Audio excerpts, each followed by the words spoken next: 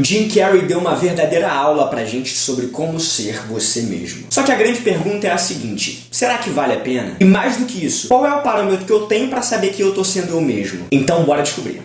Fala galera, tudo tranquilo com vocês? Seguinte, hoje o papo vai ser sobre o Jim Carrey e o desapego da personalidade. O Jim Carrey é um desses caras que dispensa apresentações, mas eu preciso falar que eu sempre fui muito fã dele, porque assim como um montão de gente, eu cresci assistindo e, claro, me divertindo com os filmes dele. Só que a verdade mesmo é que a figura do Jim Carrey sempre despertou a minha curiosidade, pela forma como ele se comporta, pelas coisas que ele fala, enfim, sou fãzão mesmo. E quem acompanha a carreira do Jim Carrey mais de perto, a ponto de assistir as entrevistas dele, que é o meu caso, vai perceber que em determinado momento da carreira dele, houve uma ruptura na forma como ele se comportava. E assim, foi uma mudança aparentemente muito brusca mesmo. Porque ele parou de ser aquele cara que fazia graça de tudo, super divertido e que entretia o mundo inteiro, e passou a ser uma figura super misteriosa, com um comportamento muito imprevisível. Então às vezes ele estava mais sereno, outras vezes mais sarcástico, mais amoroso, enfim. O fato é que teve uma mudança, entre aspas, estranha. E aí, ele atribui a essa mudança o desapego da personalidade dele. Portanto, eu trouxe um trechinho do documentário Jim and Andy, que tá na Netflix, e se você se interessa por esse assunto e pelo Jim Carrey, vale super a pena você conferir lá. Acabei me perdendo, mas voltando à linha de raciocínio. Nesse trecho, o Jim Carrey fala exatamente de como essa transformação se deu. Então dá uma olhada aí pra gente poder destrinchar esse assunto logo logo. At some point, when you create yourself,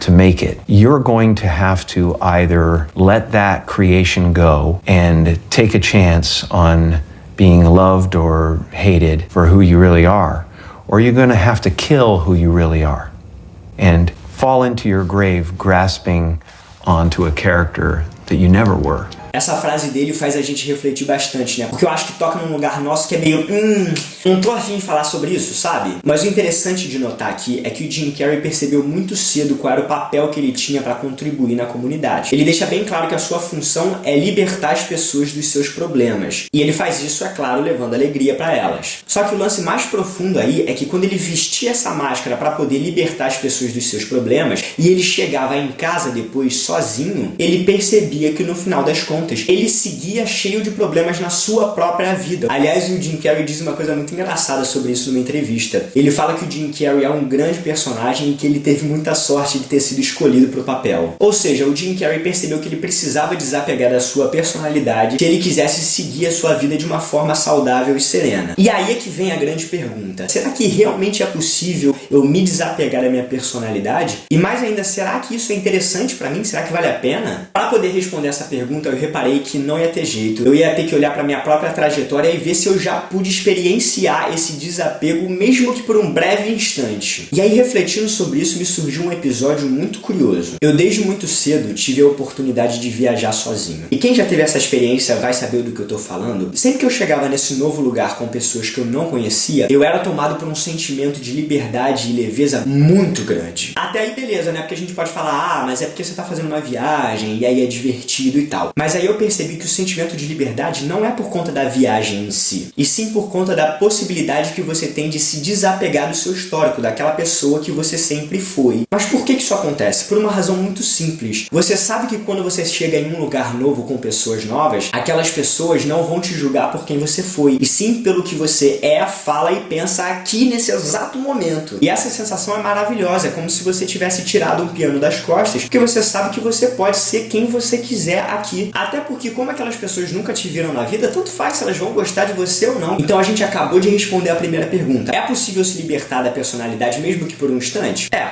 Então vamos embora pro que de fato interessa. Vale a pena fazer isso?